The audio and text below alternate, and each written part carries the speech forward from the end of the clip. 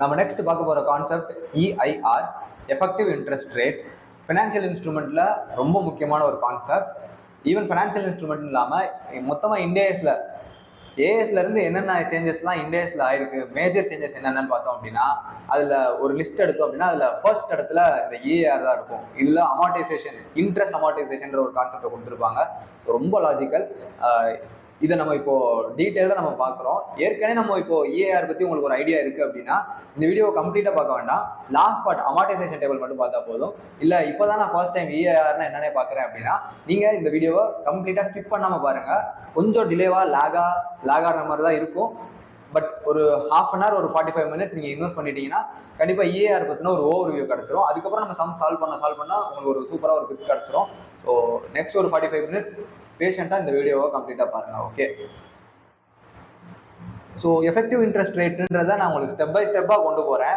அந்த effective interest ரேட்டை நம்ம நல்லா புரிஞ்சுக்கணும் அப்படின்னா சின்ன சின்ன கான்செப்ட் நம்ம அங்கே இங்கேயுமா ஃபவுண்டேஷனில் இன்டரில் பார்த்தது தான். பட் அதை நான் இப்போ ரிவைஸ் பண்ணுறேன். அப்படியே ரிவைஸ் பண்ணுறப்பவே உங்களுக்கு இஏஆர் பற்றின ஒரு ஐடியா கிடச்சிரும். ஸோ ஃபர்ஸ்ட் நம்ம இஏஆர் தெரிஞ்சுக்கிறதுக்கு முன்னாடி தெரிஞ்சுக்க வேண்டிய ஒரு குட்டி கான்செப்ட் என்ன அப்படின்னா இஎம்ஐ அண்ட் இஎம்ஐ டேபிள். நம்ம எல்லாருக்குமே தெரியும், இஎம்ஐனா இப்போ ஒரு ஃபோன் வாங்குறோம், அப்போது என்ன பண்ணுவாங்க, ஒரு particular amount monthly, month on month same amount நம்ம கட்டணும். அந்த சேம் அமௌண்ட்டுக்குள்ளேயே இன்ட்ரெஸ்ட்டும் எடுத்துப்பாங்க, பிரின்சிபலும் எடுத்துப்பாங்க. ஸோ ஒரு மாதமும் நான் கட்டுற இஎம்ஐக்குள்ளே இன்ட்ரெஸ்ட் இருக்கும் அண்ட் பிரின்சிபல் இருக்கும். ஃபர்ஸ்ட் நான் எவ்வளோ இன்ட்ரெஸ்ட் பேயபிள் இருக்கோ, என்னோட அவுட்ஸ்டாண்டிங் மேலே அன்னைக்கு டேட் அவுட்ஸ்டாண்டிங்கில் எவ்வளோ இன்ட்ரெஸ்ட் கட்டணுமோ அந்த இன்ட்ரெஸ்ட் போர்ஷனை கழிச்சிட்டு மிச்சம் இருக்கிற அமௌண்ட் கொஞ்சோண்டு இருக்கும் இல்லையா, அதை பிரின்சிபலில் லெஸ் பண்ணிப்பாங்க. ஸோ இப்படியே மந்த் ஆன் மந்த் என்ன நடக்கும், ஓவர் த பீரியட் என்னோட பிரின்சிபல் நல்லாவே குறைஞ்சிரும், என்னோட இன்ட்ரெஸ்ட்டும் ரொம்ப கம்மியாயிரும். ஸோ நிறைய போர்ஷன் வந்துட்டு பிரின்சிபல் அட்ஜஸ்ட் ஆக ஆரம்பிச்சிடும். ஸோ அந்த இஎம்ஐ டென்யூர் முடிகிறப்போ என்னோட பிரின்சிபல் 0 ஆகிடும். ஸோ அதுக்கப்புறம் நான் இந்த அமௌண்ட் கட்ட வேண்டியது இருக்காது. ஸோ இப்படிதான் இஎம்ஐ வேலை செய்யும். இப்போ அதை நம்ம நம்பர்ஸ்ல பார்த்துடலாம். இஎம்ஐ எப்படி கண்டுபிடிக்கிறது அண்ட் இஎம்ஐ டேபிள் எப்படி வேலை செய்யுது அப்படின்னு ஒரு சம்மா பார்த்துடலாம். ஓகே, ஸோ ஃபர்ஸ்ட் இப்போ ஃபினான்ஷியல் இன்ஸ்ட்ருமெண்டோட கொஸ்டின் பேங்க்ல ஃபர்ஸ்ட் 5 எக்ஸாம்பிள் இந்த இஏஆர் கான்செப்டுக்காக தான் கொடுத்துருப்பேன். ஃபர்ஸ்ட் எக்ஸாம்பிள் எடுத்துக்கோங்க. Question number 1, EMI and EMI table. Okay, first question read பண்ணிடலாம். Question number 1, loan amount 1 lakh, tenure 3 years, rate of interest 10% per annum, repayment term equated yearly installment. அதாவது மாசம் பே பண்ணோம் அப்படின்னா அது ஈக்குவேட்டட் மந்த்லி இன்ஸ்டால்மெண்ட். வருஷத்துக்கு ஒரு தடவை நான் பே பண்ண போறேன் அப்படின்னா அது ஈக்குவேட்டட் இயர்லி இன்ஸ்டால்மெண்ட். இப்போ என்னோட லோன் அமௌண்ட், நான் 1 லட்சம் லோன் எடுத்திருக்கேன். இதை இஒய்ஐயா செட்டில் பண்ண போறேன். வருஷம் ஒரு அமௌண்ட் புல்லட், ஒரு சேம் அமௌண்ட் வருஷம் கட்ட போறேன். ஓகே, எத்தனை வருஷம் கட்ட போறேன் அப்படின்னா 3 வருஷம் கட்டணும். இதுல இந்த லோனுக்கு நான் கட்ட வேண்டிய இன்ட்ரெஸ்ட் ரேட் எவ்வளோ அப்படின்னா 10%. ஸோ என்னோட அவுட்ஸ்டாண்டிங் மேல நான் 10% கட்டணும். அட் த சேம் டைம் என்னோட பிரின்சிபலும் லெஸ் ஆகணும். ஓகே, ஸோ இப்படி ஒரு 3 வருஷத்துக்குள்ள இந்த 1 லட்சத்தை இன்ட்ரெஸ்டோட சேர்த்து நான் கட்டணும் அப்படின்னா ஒரு ஸ்டாண்டர்ட் அமௌண்ட் கட்டணும். அந்த அமௌண்ட் எப்படி கால்குலேட் பண்றதுன்னு பார்த்துடலாம். EYI first part, equated yearly instalment. அதோட ஃபார்முலா என்ன அப்படின்னா loan amount divided by present value annuity factor. Present value annuity factor இப்போ ஒருவேளை நான் இயர்லி கண்டுபிடிக்கிறேன், ஆன்யூட்டி ஃபேக்டர் போடுறேன். மந்த்லி கண்டுபிடிக்கணும்னா அப்பவும் சிம்பிள், அப்பவும் பிரசன்ட் வேல்யூ ஆன்யூட்டி ஃபேக்டர் தான் வரும். பட் அந்த டிஸ்கவுண்ட் ரேட், நான் ரேட் ஆஃப் இன்ட்ரெஸ்ட் எடுத்துப்பேன் இல்லையா, அது இப்போ நம்ம கேஸ்ல 10% டிவைடட் பை 12 போட்டுட்டு ஆன்யூட்டி ஃபேக்டர் கண்டுபிடிக்கணும், சிம்பிள். ஸோ இப்போ நம்ம கேஸ்ல லோன் அமௌண்ட் எவ்வளோ, 1 lakh divided by present value annuity factor. present value annuity factor of actor at 10% for 3 years. இந்த annuity factor எப்படி கண்டுபிடிக்கிறதுன்னு நான் நிறைய சொல்லியிருக்கேன். 1 divided by 1.1. சிம்பிள். ஃபர்ஸ்ட் என்ன பண்ணணும் அப்படின்னா present value annuity factor ஓட ஃபார்முலா என்னன்னா summation of 1 divided by 1 plus r to the power of n. So r என்னன்னு நம்ம இந்த இடத்துல 10% அப்படின்னா டெசிமல்ல மாற்றணும் அப்படின்னா 0.10. So 1 plus 0.10 to the power of 3 பவரில் 1. ஓகே, ஸோ இதை எப்படி கால்குலேட்டரில் கண்டுபிடிக்கலாம் அப்படின்னா 1 divided by 1.1 3 டைம்ஸ் ஈக்குவல் அப்படின்னா போதும். 1 2 3 இப்போ கிடைச்சிருக்கிறது கால்குலேட்டர்ல இருக்கிற வேல்யூ என்ன அப்படின்னா 0.751. இது வந்துட்டு தேர்ட் இயரோட ப்ரெசென்ட் வேல்யூ ஃபேக்டர். இது வந்து ப்ரெசென்ட் வேல்யூ ஆனுவிட்டி ஃபேக்டர் கிடையாது. ப்ரெசென்ட் வேல்யூ ஆனுவிட்டி ஃபேக்டர் வேணும் அப்படின்னா இந்த 3 வருஷத்தோட ப்ரெசென்ட் வேல்யூ ஃபேக்டரை நம்ம சம்மேஷன் பண்ணணும், ஆட் பண்ணணும். ஸோ இப்போ இந்த ஆட் எடுக்கணும் அப்படின்னா ஜிடியை ப்ரெஸ் பண்ணுங்க, உங்களுக்கு கிராண்ட் டோட்டல் கிடைச்சிரும். நம்ம எப்பெல்லாம் ஈக்குவல் ப்ரெஸ் பண்றோமோ அதெல்லாம் கால்குலேட்டரோட ரெஜிஸ்ட்ரியில போய் நிற்கும். ஸோ இப்போ இந்த ஜிடியை கொடுத்தோம் அப்படின்னா கால்குலேட்டரோட ரெஜிஸ்ட்ரியில் இருக்கிற கிராண்ட் டோட்டல் மட்டும் நமக்கு கிடைச்சிரும். ஸோ இப்போ 2.4869 இதுதான் present value annuity factor.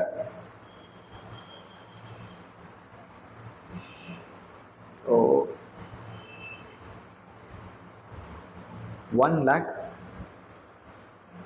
divided by 2.4869 comes to 1 lakh divided by 2.4869 equals to rupees 40,210. இதுதான் என்னோட yearly instalment, equated yearly instalment. Okay,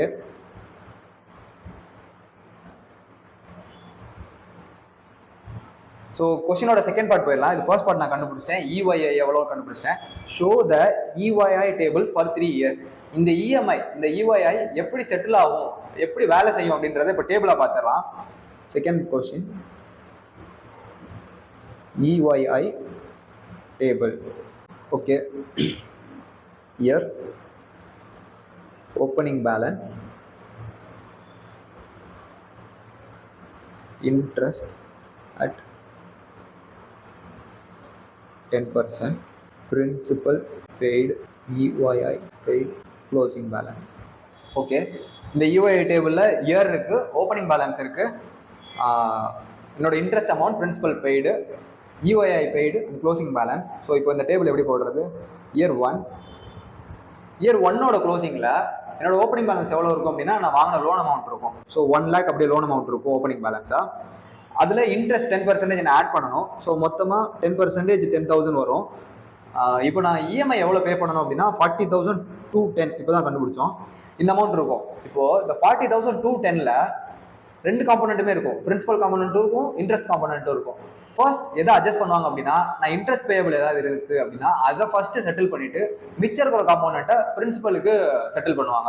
so இப்போ இந்த கேஸில் 40,000ல் ஃபர்ஸ்ட் 10,000 இன்ட்ரெஸ்ட் போயிடும், மிச்சம் இருக்கிற பேலன்ஸ் பிரின்சிபல்ல லெஸ் பண்ணுவாங்க. ஸோ பிரின்சிபல்ல லெஸ் பண்ண போகிற வேல்யூ எவ்வளோ அப்படின்னா 30,210. ஸோ 1 lakh என்னோட அவுட்ஸ்டாண்டிங் பேலன்ஸ் இருந்துச்சு, 1 lakh மைனஸ் அதில் இப்போ 30,210 போயிடுச்சு அப்படின்னா மிச்சம் இருக்கிற பேலன்ஸ் 69,790. செகண்ட் இயரோட ஓப்பனிங் பேலன்ஸா இந்த ஃபிகர் தான் வந்து நிற்கும், 69,790. ஓகே, இப்போ நான் இன்ட்ரெஸ்ட் எதில் போடணும் அப்படின்னா என்னோட அவுட்ஸ்டாண்டிங் பேலன்ஸ் மேலே தான் போடணும். 69,790க்கு 10% பார்க்குறப்போ 6,979 வரும். ஸோ 6,779. நான் இஎம்ஐ இப்போ சேம் அமௌண்ட் தான் கட்ட போகிறேன், 40,210. இது சேஞ்ச் ஆக போகிறதே இல்லை. ஆனால் இப்போ என்னோட பிரின்சிபல் காம்போனன்ட் சேஞ்ச் ஆகும், ஏன்னா என்னோட இன்ட்ரெஸ்ட் குறைஞ்சிருக்கு. நான் போன வருஷம் இன்ட்ரெஸ்ட் எவ்வளோ கட்டினேன் அப்படின்னா 10,000 கட்டியிருக்கேன். பட் இந்த வருஷம் என்னோட இன்ட்ரெஸ்ட் பேயபிள் எவ்வளோ அப்படின்னா வெறும் 6,900 தான். ஸோ எனக்கு ஒரு 3,000 கிட்ட இன்ட்ரெஸ்ட் குறைஞ்சிருக்கு. அப்போ இந்த அளவுக்கு என்னோட, ஆனால் என்னோட இஎம்ஐ கான்ஸ்டன்டா இருக்கு போகுது 40,000.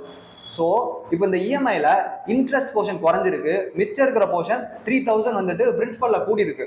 ஸோ பிரின்சிபல் நான் இப்போ எவ்வளோ கட்ட போறேன் அப்படின்னா 40,210ல 6,979 இன்ட்ரெஸ்ட் காம்போனன்ட் போக மிச்சம் இருக்கிற 33,231 எதுக்கு போகும் அப்படின்னா பிரின்சிபல்ல செட் ஆஃப் ஆக போகும். ஸோ 69,790 மைனஸ் 33,231 போக நான் பிரின்சிபலா பே பண்ண வேண்டியது எவ்வளோ பார்த்தோம் அப்படின்னா 36,559.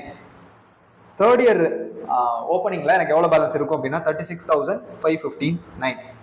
இப்போ நான் எவ்வளோ இன்ட்ரெஸ்ட் கட்டணும்? இதில் 10%, இந்த 36,000ல 10% கட்டணும். ஸோ இன்ட்ரெஸ்ட் எவ்வளோ வரும் அப்படின்னா 3,656 வரும். ஓகே, சேம் இஎம்ஐ தான் நான் கட்ட போகிறேன், 40,210 இயர்லி ஈக்குவேட்டட் இன்ஸ்டால்மெண்ட். இப்போ இந்த 40,000ல 3,600 இன்ட்ரெஸ்ட் போக மிச்சம் இருக்கிற பேலன்ஸ் எல்லாம் பிரின்சிபல்ல லெஸ் பண்ண போகிறேன்.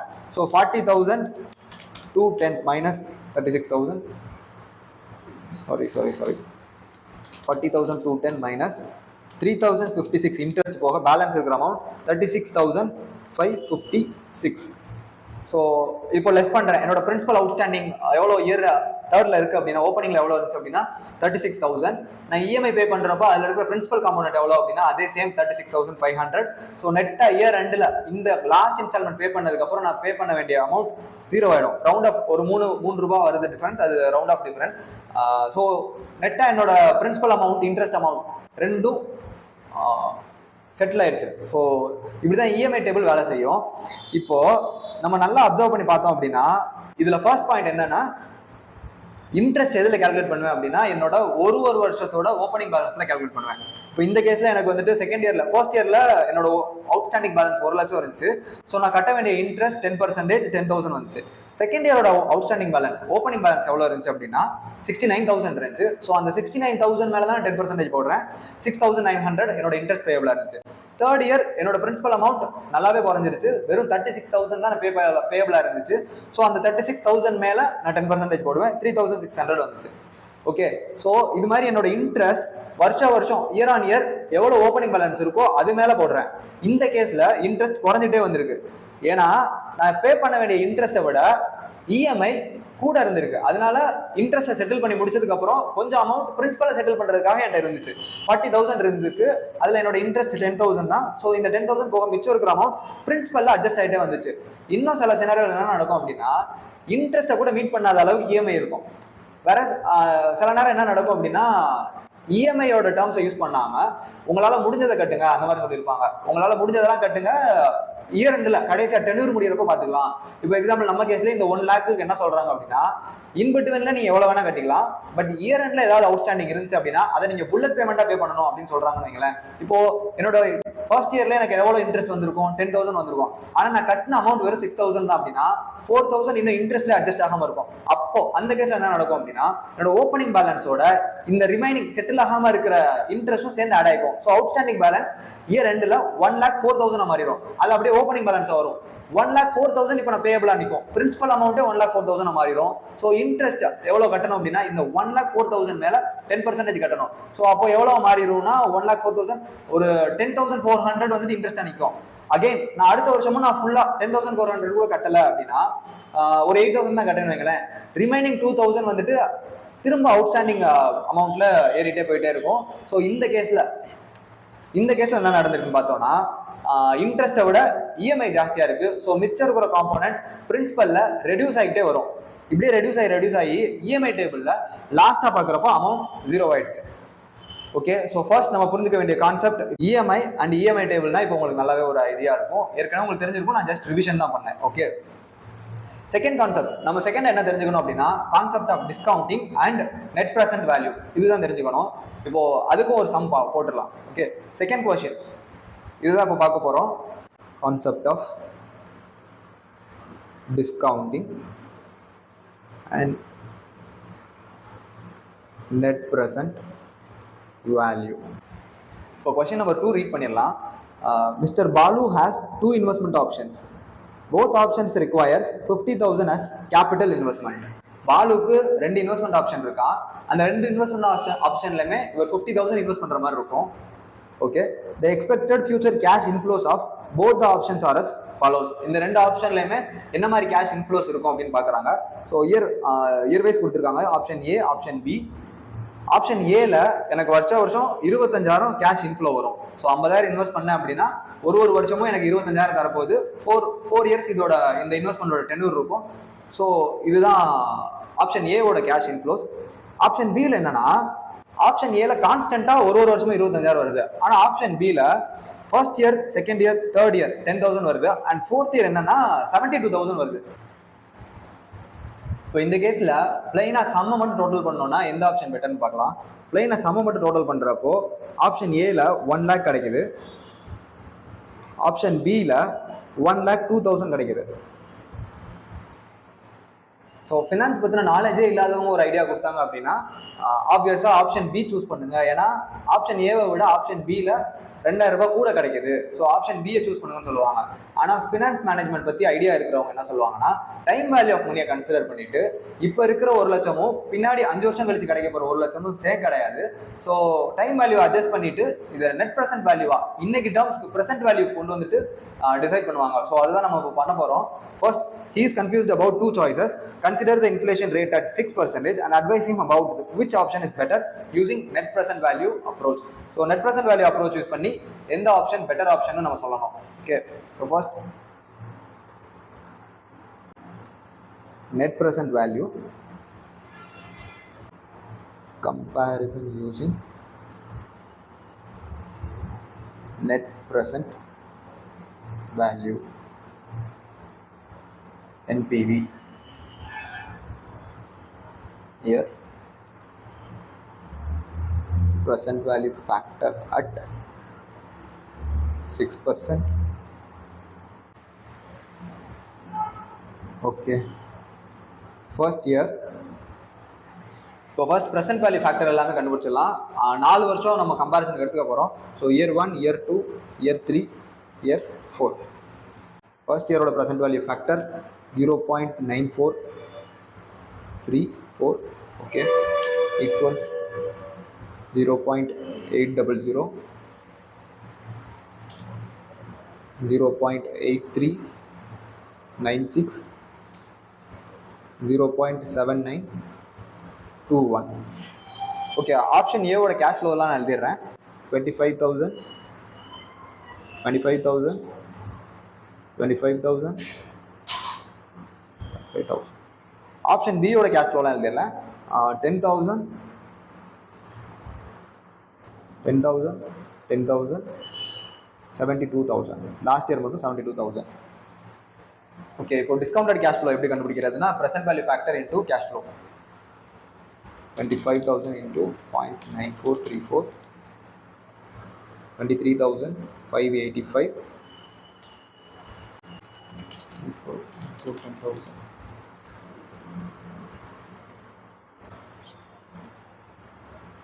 Total discounted cash flow 23,585 plus 22,250 plus 20,990 plus 19,803, 86,628, 9434 plus 8,900 plus 96 plus 57,031, 83,761. So inflation adjust பண்ணிட்டு இன்ஃப்ளேஷனுக்கான எஃபெக்ட் கொடுத்துட்டு நான் என்னோட கேஷ் ஃப்ளோ எல்லாம் கன்சால்டேட் பண்ணி ப்ரெசென்ட் வேல்யூ டேர்ம்ஸ் கொண்டு வந்து பார்க்குறப்போ எதோட வேல்யூ பெஸ்ட்டாக இருக்குது அப்படின்னா ஆப்ஷன் ஏ. ஏன்னா 72,000 எனக்கு 4 வருஷம் கடைசியில் கிடைக்க போகுது. வெறும் இன்க்ரிமெண்டலாக 2,000 கிடைக்க போகுது. அது 4 வருஷம் கழிச்சு கிடைக்க போகுது. ஸோ இதனால என்ன நடக்குது அப்படின்னா ஓவர் த பீரியட் இந்த எக்ஸ்ட்ராவாக கிடைக்கிற 2,000 லாஸ்ட்டாக கிடைக்கிறதுனால ஓவர் த பீரியட் இன்ஃப்ளேஷன் எஃபெக்ட்னால ரெடியூஸ் ஆகிட்டு அதோட வேல்யூ ரெடியூஸ் ஆகி கம்மியான வேல்யூ தான் கிடைக்குது. ஸோ நெட்டாக அதை இன்னைக்கு டேர்ம்ஸ்க்கு நான் மாற்றி பார்க்குறப்போ இன்ஃப்ளேஷனை எலிமினேட் பண்ணிட்டு இன்னைக்கு வேல்யூக்கு பார்க்குறப்போ ஆப்ஷன் ஏல ஆப்ஷன் பியை விட கிட்டத்தட்ட 3,000 எக்ஸ்ட்ராவாக கிடைக்குது. ஓகே, ஸோ இப்போ நெட் ப்ரெசென்ட் வேல்யூ கண்டுபிடிச்சலாம். Net present value is equal to discounted future cash flow minus present cash outflow.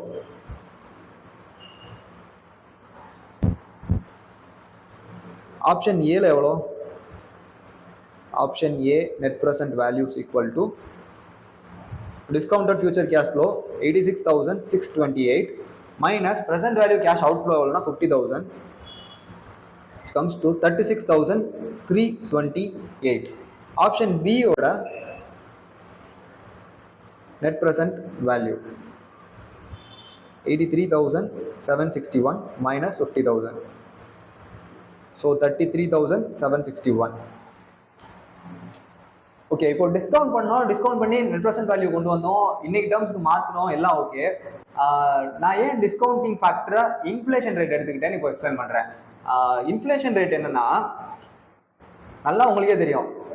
First ஒரு மணியோட வேல்யூ டிட்டோரேட் ஆகுது அப்படின்னா அதுக்கு ஃபர்ஸ்ட் ஃபேக்டர் என்னன்னா இன்ஃப்ளேஷன் ரேட் தான். இன்ஃப்ளேஷன்னால தான் நம்ம எதுவுமே பண்ணலைனாலும் கூட ஒரு 10,000 எடுத்து நான் கையில் வச்சுட்டு இருக்கேன் அப்படின்னா நான் எதுவுமே பண்ணலை, அந்த 10,000 வச்சு நான் இன்வெஸ்ட் பண்ணலை, எதுவுமே பண்ணலைனாலுமே கூட அதோட வேல்யூ டிட்டோரேட் ஆகுறது உறுதி. நான் ஒரு பிசினஸ்ல போட்டு தான் லாஸ் பண்ணணும்னு அவசியம் இல்லை. 10,000 நான் கையில சும்மா வச்சுட்டு இருந்தாலே இன்னைக்கு இந்த 10,000 வச்சு நான் என்னென்ன பொருள்லாம் வாங்க முடியுமோ 5 வருஷம் கழிச்சு இதே 10,000 கொண்டு போய் கண்டிப்பா வாங்க முடியாது. ஸோ இதுதான் இன்ஃபிளேஷன். பொருளோட விலைலாம் ஜாஸ்தி ஆகிட்டே இருக்கும். ஸோ அதனால நான் என்ன நினைக்கிறேன், எல்லா பொருளோட விலையும் 6% அதிகமாக போகுது.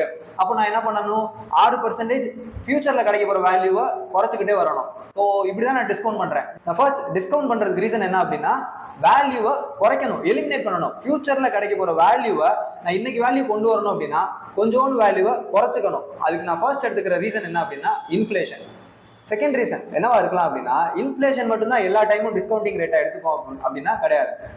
இன்னும் நிறைய ஃபேக்டர் கன்சிடர் பண்ணி நான் வேல்யூவை டிஸ்கவுண்ட் பண்ணலாம். அதுல ஃபர்ஸ்ட் ஃபேக்டர் என்னன்னா இன்ஃபிளேஷன். செகண்ட் ஃபேக்டர் என்ன எடுத்துக்கலாம் அப்படின்னா, மித்தவங்க மாதிரி இல்லாம நான் என்ன பண்றேன்னா லோன் வாங்கி என்னோட வேல்யூவை நான் இன்வெஸ்ட் பண்றேன். ஸோ ஒரு வருஷமும் நான் என்னோட காஸ்ட் ஆஃப் கேபிட்டல்னு ஒன்று இருக்கும். என்னோட கேபிட்டல், மித்தவங்களுக்கு கேபிட்டல் எப்படியோ ஏற்கனவே அவங்களோட ஃபண்ட் இருக்கலாம், கேஷ் இன் ஹேண்ட் இருக்கலாம். ஸோ அவங்களோட ஃபண்டுக்கு வந்துட்டு யாருக்கும் காசு தர வேண்டியது இருக்காது. பட் என்கிட்ட இருக்கிற நான் 10 லட்சம் வச்சிருக்கேன் அப்படின்னா அந்த 10 லட்சமும் லோன் வாங்கி வச்சிருக்கேன் அப்படின்னா, மித்தவங்க 10 லட்சம் வச்சிருக்காங்கன்னா அவங்களோட ஓன் கேஷ்னா யாருக்கும் அவங்க காசு தர தேவையில்ல. ஆனா நான் இந்த 10 லட்சத்துக்கு வருஷம் ஒரு 10% இன்ட்ரெஸ்ட் கட்டணும் அப்படின்னா என்னோட கேஸ்ல என்னோட காஸ்ட் ஆஃப் கேபிட்டல் ஒன்று இருக்கு. 10% இந்த காசை நான் சும்மா வச்சிருந்தாலும் கூட 10% நான் இன்ட்ரெஸ்ட் கட்டணும். ஸோ நான் அப்ப என்ன பண்றேன், என்னோட இன்ஃபிளேஷனோட என்னோட காஸ்ட் ஆஃப் கேபிட்டலே நான் டிஸ்கவுண்ட் பண்ணிக்க போறேன். வருஷம் எனக்கு வர வேண்டிய இந்த பர்டிகுலர் ப்ராஜெக்ட்ல நான் காசை இன்க்ளூட் பண்றேன் அப்படின்னா அதுல இருந்து பேர் மினிமம் எனக்கு 10% இன்வெஸ்ட்மெண்ட் வந்தே ஆகணும், ரிட்டர்ன் வந்தே ஆகணும். ஏன்னா எனிவே நான் என்னோட கேபிட்டலுக்கு நான் 10% நான் கட்ட போறேன். என்னோட என்டையர் காசும் நீ தர வேண்டாம். நான் 10 லட்சத்துக்கு 10%, 1 லட்சம் இந்த ஒரு பர்டிகுலர் ப்ராஜெக்ட்ல இருந்து எனக்கு வர வேண்டாம். ஆனா இந்த 1 லட்சம் நான் இதுக்கு யூஸ் பண்ணிருக்கேன் பாத்தீங்களா, இந்த பர்டிகுலர் கேஸ்ல 50,000, இந்த 50,000 நான் இன்வெஸ்ட் பண்ணிருக்கேன் இல்லையா. ஸோ இந்த 50,000க்கு மேல 10% இது எனக்கு தந்தே ஆகணும் வருஷம். ஸோ 5,000 இது எனக்கு தந்தே ஆகணும். ஸோ தட் என்னோட காஸ்ட் ஆஃப் கேபிட்டலையும் நான் டிஸ்கவுண்டிங் ஃபேக்டரா இன்க்ளூட் பண்ணிக்கலாம். Inflation rate first component. Second component என்னோட cost of capital. Third component market expectation. இப்போ இந்த இதுல நான் இந்த ப்ராஜெக்ட்ல இன்க்ளூட் பண்ணல அப்படின்னா என்னோட ஆப்பர்ச்சுனிட்டி காஸ்ட், நான் இன்னொரு ப்ராஜெக்ட்ல காசு போட்டிருப்பேன், அதுல எனக்கு மினிமம் இவ்வளோ இன்ட்ரெஸ்ட் கேரண்டீடா இருந்திருக்கும். ஸோ அதுக்காகவும் நான் ஃபேக்டரை டிஸ்கவுண்ட் பண்ணலாம் அப்படின்றது தான் டிஸ்கவுண்டிங் கான்செப்ட். இப்போ discounting and net present value பத்தி தான் ஒரு பேசிக் ஐடியா இருக்கும். ஸோ செகண்ட் பார்ட், இன்னொரு பார்ட் என்னன்னா நெக்ஸ்ட் கொஸ்டின் சால்வ் பண்ணிடலாம். Next question number 3. In above case, question number 2, advise Mr. Balu using IRR approach. So இப்போ நம்ம ஃபர்ஸ்ட்ல என்ன பண்ணோம், என்பிவி யூஸ் பண்ணி அட்வைஸ் பண்ணோம் எந்த ஆப்ஷன் பெஸ்ட்னு சொல்லிட்டு. இப்போ நெக்ஸ்ட் கொஸ்டின்ல என்ன கேட்குறாங்க அப்படின்னா, ஐஆர்ஆர் மெத்தட் யூஸ் பண்ணி எந்த ஆப்ஷன் பெஸ்ட்னு கண்டுபிடிக்கணும்னு சொல்றாங்க. ஸோ ஐஆர்ஆர் மெத்தட் யூஸ் பண்ணி கண்டுபிடிச்சிடலாம். கண்டிப்பா நீங்க இந்த இன்டர்ல பார்த்துருப்பீங்க, கேள்விப்பட்டு ரொம்ப நாள் ஆன மாதிரி இருக்கு அப்படின்னா. இல்லாட்டா நீங்க இப்போ ஆப்வியஸா ஏஎஃப்எம் எழுதிருந்தீங்கன்னா, குரூப் 3ல ஏஎஃப்எம் எழுதிருந்தீங்க அப்படின்னா உங்களுக்கு ஐஆர்ஆர் பத்தி நல்லாவே ஐடியா இருக்கும். இப்போதான் நீங்க குரூப் 4 ஸ்ட்ரைட்டா எழுதுறீங்க அப்படின்னா ஐஆர்ஆர் பத்தி நான் ஜஸ்ட் ஒரு ரிவிஷன் கொடுக்குறேன். ஐஆர்ஆர்ன்றது ஒன்றும் இல்லை, நான் எடுத்துக்கிற டிஸ்கவுண்டிங் ரேட். இப்போ நான் இங்க டிஸ்கவுண்ட் ரேட் எவ்வளோ எடுத்துக்கிட்டேன், 6% எடுத்துக்கிட்டேன், பிகாஸ் இன்ஃபிளேஷன். இப்போ 6% தான் எடுத்துக்கணுமானா கிடையாது, நான் 10% கூட டிஸ்கவுண்ட் பண்ணலாம், 15% கூட டிஸ்கவுண்ட் பண்ணலாம். Based on my reasons discounting ஃபேக்டரை அதிகப்படுத்தலாம். நான் டிஸ்கவுண்டிங் ஃபேக்டரை அதிகப்படுத்த என்னோட கேஷ் ஃப்ளோவை நான் குறைச்சு மதிப்பிடுவேன். இப்போ என்னோட 6% இன்ட்ரெஸ்ட் டிஸ்கவுண்ட் குறைக்கிறப்போ நான் 25,000 இயர் எண்டில் ஒரு வருஷம் கழிச்சு கிடைக்க போற 25,000 நான் 25,000 சொல்லல, 23,000 சொல்றேன். ஏன்னா நான் 6% அதுல இருந்து லெஸ் பண்ணிடுறேன். இப்போ 6% லெஸ் பண்ணாம நான் 10% லெஸ் பண்றேன்னு வச்சுக்கலாமே. அப்போ என்ன நான் பண்ணுவேன் அப்படின்னா, இன்னுமே இதோட வேல்யூவை குறைச்சு சொல்லுவேன். 25,000 இயர் எண்டில் வரப்போகுது அப்படின்னா அது 25,000 கிடையாது, 22,000 சொல்லுவேன். 6% லெஸ் பண்ண 23,000 சொல்றேன், 10% கழிச்சா 22,000 சொல்றேன். ஸோ இன்னும் டிஸ்கவுண்ட் ஃபேக்டரை நான் ஜாஸ்தி பண்ண டிஸ்கவுண்டிங் ரேட்டை நான் ஜாஸ்தி பண்ண என்னோட ப்ரெசென்ட் வேல்யூ குறைஞ்சிக்கிட்டே வரும். ஸோ இப்படியே நான் ஒரு டிஸ்கவுண்ட் ரேட் எடுத்து என்னோட ஃபியூச்சர் கேஷ் இன்ஃப்ளோஸ் எல்லாம் டிஸ்கவுண்ட் பண்ணி பார்த்தா இன்னைக்கு நான் போட்ட அவுட்ஃப்ளோவோட ஈக்குவலா வருதோ அந்த டிஸ்கவுண்ட் ரேட்டு தான் ஐஆர்ஆர். நம்பர்ல பார்க்குறப்போ இன்னும் நல்லாவே புரியும். ஸோ இதே கேஸை நான் இப்போ ஐஆர்ஆர் யூஸ் பண்ணி சால்வ் பண்றேன். எப்படின்னு பார்த்தலாம். Here 1 2 3 4. இப்போ நான் ஆப்ஷன் ஏக்கு ப்ரெசென்ட் வேல்யூ ஃபேக்டர் 35% எடுத்துக்கிறேன். இது ஏன் நான் 35% எடுத்துக்கிறேன் அப்படின்னா, நான் இப்போ ஐஆர்ஆர் கண்டுபிடிக்கிறதுக்கு ஃபார்முலாலாம் இருக்கு. ஐஆர்ஆர் கண்டுபிடிக்கிற ஃபார்முலா என்னன்னா எல் பர்சன்டேஜ், நான் எழுதுறேனே, IRR equal to lower percentage plus NPV of lower value divided by NPV of lower value minus NPV of higher value into higher percentage minus lower percentage. இந்த formula போட்டு நான் IRR கண்டுபிடிக்கலாம். ஆனால் இதெல்லாம் நமக்கு foundation இன்டர்ல test பண்ணிட்டாங்க. இப்படி ஒரு ஐஆர்ஆரே நீங்க தான் கண்டுபிடிக்கணும் அப்படின்ற லெவலுக்கு இன்ஸ்டியூட் கண்டிப்பாக ஃபோர்ஸ் பண்ண மாட்டாங்க. இதெல்லாம் நமக்கு இன்டர் ஃபவுண்டேஷன்ல டெஸ்ட் பண்ணிட்டாங்க. ஃபைனல் லெவலில் கண்டிப்பாக அடுத்து மோர் கான்செப்சுவலாக தான் டெஸ்ட் பண்ணுவாங்களே தவிர இதெல்லாம் டெஸ்ட் பண்ண மாட்டாங்க. ஸோ அப்போ ஐஆர்ஆர் நம்ம எப்படி கண்டுபிடிக்கிறது? ஒருவேளை ஐஆர்ஆர் கண்டுபிடிக்கிற மாதிரி சினாரியோ வந்துச்சு அப்படின்னா கொஸ்டின்ல ஒரு க்ளூ கொடுத்துருப்பாங்க. என்ன கொடுத்துருப்பாங்கன்னா 2 ரேட்டோட ஃபேக்டர் கொடுத்துருப்பாங்க. ஸோ நம்ம அந்த 2 ஃபேக்டர்ல மட்டும் ஒர்க் அவுட் பண்ணாலே போதும் நமக்கு ஐஆர்ஆர் கிடைச்சிரும். இப்போ நான் ஆப்ஷன் ஏக்கு பிரசன்ட் வேல்யூ ஃபேக்டர் 35% எடுத்துக்கிறேன்.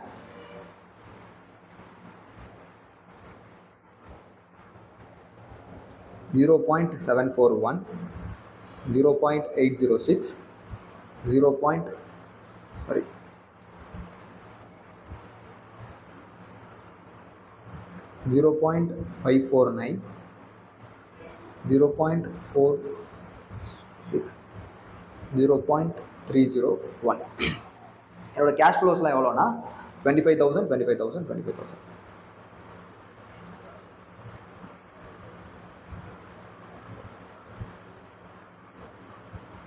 Okay, discounted factor 25,000 into 0.741.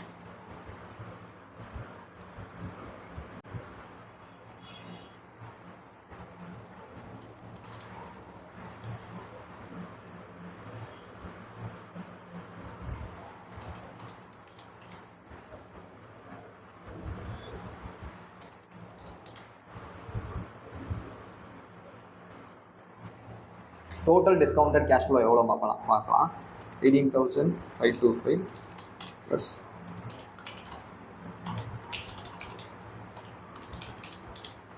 To 49,925. Almost ஒரு 75 சேர்த்தோம் அப்படின்னா ஆல்மோஸ்ட் வந்து 50,000. இந்த 75 எதனால டிஃபரன்ஸ் வருது அப்படின்னா இந்த ரவுண்ட் ஆஃப் டிஃபரன்ஸ்னால நம்ம 3 டெசிமல்ஸ் தான் எடுத்துக்கிறோம் இல்லையா, ஸோ அதனால டிஃபரன்ஸ் வருது. பட் இப்போ என்ன பண்ணியிருக்குன்னா நம்ம டிஸ்கவுண்ட் ரேட் 6% டிஸ்கவுண்ட் ரேட்டுக்கு பதிலாக நம்ம போன என்பிவி கண்டுபிடிக்கிறப்போ நம்ம என்ன பண்ணோம், interest rate present value factor 6% கண்டுபிடிச்சோம். 6% கண்டுபிடிக்கிறப்போ discounted factor, discounted cash flow option ஏல எவ்வளோ வந்துச்சு அப்படின்னா 86,000 வந்துச்சு. டிஸ்கவுண்டட் கேஷ் இன்ஃப்ளோ 86,000 வந்துச்சு. ஆனால் இந்த கேஸில் நான் 6% ப்ரெசென்ட் வேல்யூ ஃபேக்டர் போடாமல் இன்ட்ரெஸ்ட் நான் டிஸ்கவுண்டிங் ரேட் எவ்வளோ எடுத்துக்கிறேன் அப்படின்னா 35% எடுத்துக்கிறேன். ஜாஸ்தியான டிஸ்கவுண்டிங் ரேட் இன்க்ரீஸ் ஆகுறப்போ என்னோட cash flow, discounted cash flow என்ன ஆயிடுச்சு அப்படின்னா குறைஞ்சு வந்துருச்சு. எவ்வளோ குறைஞ்சிருக்குன்னா 50,000க்கு நான் எவ்வளோ இன்வெஸ்ட் பண்ணேன் 50,000. நான் ஒரு டிஸ்கவுண்ட் ரேட் போடுறேன், அந்த டிஸ்கவுண்ட் ரேட்டை போட்டு என்னோட கேஷ் இன்ஃப்ளோஸ் எல்லாம் நான் டிஸ்கவுண்ட் பண்ணி ப்ரெசென்ட் வேல்யூ கொண்டு வரப்போ என்ன வேல்யூ வருது அப்படின்னா நான் போட்ட இன்வெஸ்ட் பண்ண அதே வேல்யூ வருது இல்லையா 50,000.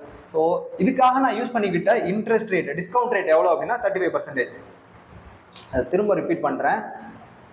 நான் ஒரு அமௌண்ட் இன்வெஸ்ட் பண்ணுறேன், 50,000 இன்வெஸ்ட் பண்ணுறேன், அதை வச்சு அந்த கேஷ் ஃப்ளோஸ் வருது. Okay fine. அந்த கேஷ் ஃப்ளோஸ் எல்லாம் நான் டிஸ்கவுண்ட் பண்ணுறேன். எந்த ரேட்டில் டிஸ்கவுண்ட் பண்ணுறேன் அப்படின்னா ஒரு எக்ஸ் ரேட்டில் டிஸ்கவுண்ட் பண்ணுறேன். அப்படி எக்ஸ் ரேட்டில் டிஸ்கவுண்ட் பண்ணுறப்போ எனக்கு சேம் போட்ட இன்வெஸ்ட் பண்ண அதே வேல்யூவே discounted cash flow, total discounted cash ஃப்ளோவாக வருது அப்படின்னா அந்த எக்ஸ் ரேட் தான் ஐஆர்ஆர். ஸோ இந்த கேஸில் என்னோட ஐஆர்ஆர் எவ்வளோ அப்படின்னா 35%. IRR of option A is equal to 35%. So கொஸ்டினோட ஒரு பார்ட் சால்வ் பண்ணிட்டேன், நெக்ஸ்ட் பார்ட் போகிறேன். செகண்ட் காம்பனன்ட் ஆப்ஷன் பிக்கு ஐஆர்ஆர்ல போட்டா எவ்வளோ ஐஆர்ஆர் வரும்னு நான் பார்க்குறேன்.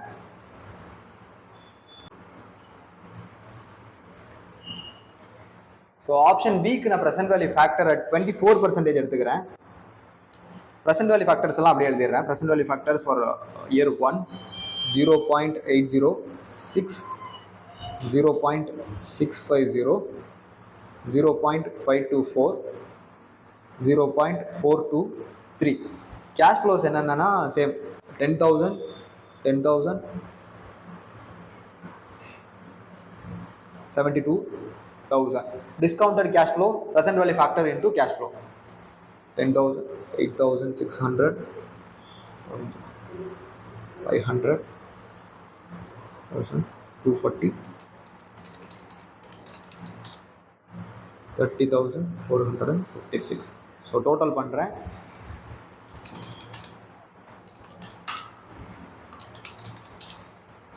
ஸோ ஆல்மோஸ்ட் 50,000 வந்துருச்சு.